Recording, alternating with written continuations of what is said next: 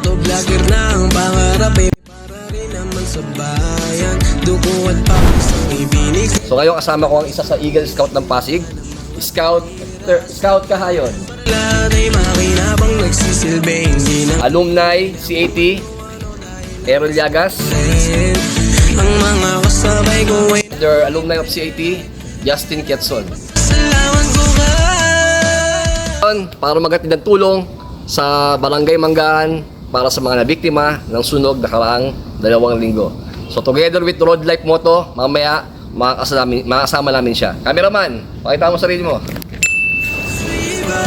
Talaga namang aasahan niya. Handa na ayusin kung ano ang sumasagabasada. Ito yung nakakaantig na panoorin. Sana tumawid ang Ito po, Scout figure po, motovlogger. Bali kasama ko po si Road Life Moto.